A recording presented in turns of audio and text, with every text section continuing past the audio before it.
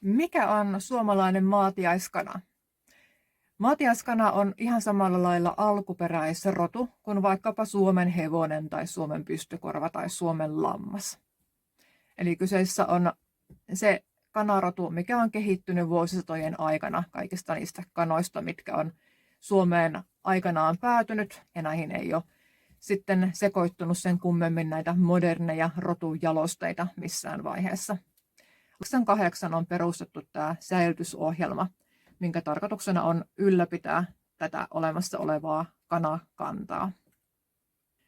Suomalaisesta maatiaiskanasta on tehty aika paljon jo erilaista geenitutkimusta, ja siinä on muun muassa löydetty sellainen mielenkiintoinen juttu, että maatiaiskana ei ole mitenkään erityisen läheistä sukua tällaisille muille eurooppalaisille kanaroduille, vaan se sukulinja menee pikemminkin sinne ikään kuin villikanojen suuntaan, mikä tarkoittaa sitä, että suomalaisissa maatiaiskanoissa on säilynyt paljon sellaista geeniperimää, mikä on hävinnyt monista ikään kuin moderneimmista kanaroduista.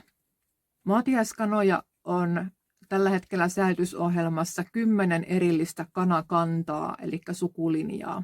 Ja tämä vähän sekoittaa pakkaa, koska tavallaan ei ole olemassa pelkästään maatiaiskanaa, vaan aina kana edustaa jotakin näistä 10 eri kanakannasta. Eli jos joku puhuu maatiaiskanoista, niin pitäisi sitten aina olla tiedossa myös se, että mitä kanakantaa ne tarkemmin ottaen ovat. Maatiaiskanat voi olla ihan minkä värisiä tahansa.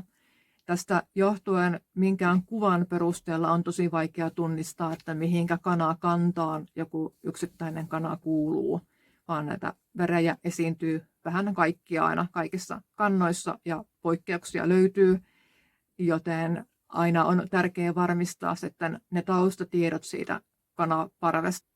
Käytännössä näitä maatiaiskanan kanakantojen välisiä eroja ei varsinaisesti näe niin sanotusti paljalla silmällä, vaan ne näkyy sitten lähinnä näissä geenitutkimuksissa. Säilytysohjelma kerää kyllä erilaista tilastotietoa näistä säilytysohjelmaan kuuluvista kanaparvista, mutta sitä tietoa on sen verran vähän, että siitä on tosi hankala vielä tässä vaiheessa sanoa mitään varmaa, mikä ikään kuin erottaisi sitten varmuudella, että Hämeen kanta on tietynlainen tai Jussilan kanta on tietynlainen.